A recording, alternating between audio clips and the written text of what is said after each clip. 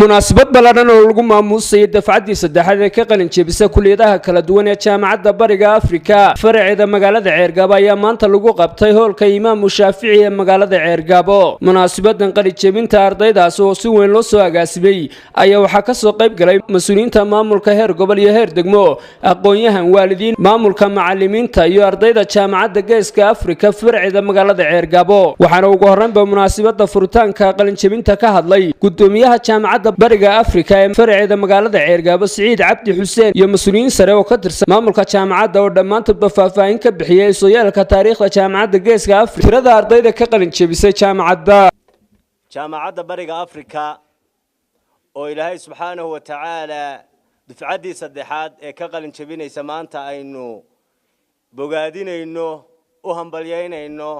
waxaa boosaaso laga aasaasay 1999 laba doctor oo Ilaahay khayr siiyay oo labadiiba maanta Ilaahay oofsaday ayaa arrinka dhabarka u xidhay. waxaan mahad kale mar ugu celinayaa waalidiinta oo idinku aad ku soo dadaasheen caruurtiina inaad ku dadaashaan wax bartaan oo aad ka soo saartaan wixii dugsi sare aad maanta gaarsiisaan. waxaan kale ku mahadanayaa macallimiinta halka garabkayga jooga oo iyagu laftay ahaayeen ardadii ka soo baxay jaamacadda laftoodii. waxaan ku mahadanayaa madaxda soo qabshay iyo macallimiinta kulligeed. waxaan leeyahay Ilaahayna haydan karaamiyo kulligeed ardadiina dhamaysan Ilaahay aad ku garab galo.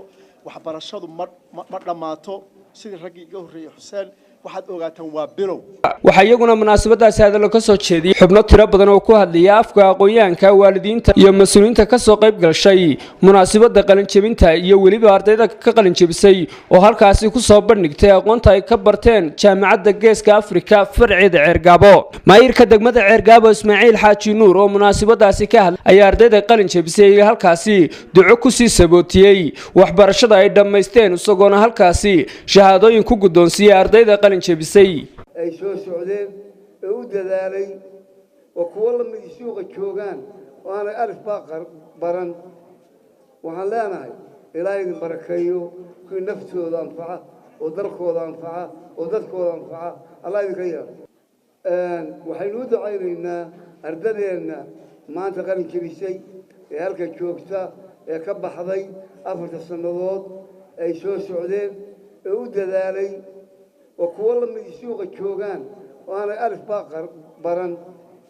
waxaan leenahay Ilaahay idin barakeeyo ku naftooda anfaca oo dalkooda anfaca oo dadkooda anfaca. Allah idin yeelo. Cabdiraxmaan Maxamed Xidig, telefishinka caalamiga Eryal TV, Bariga.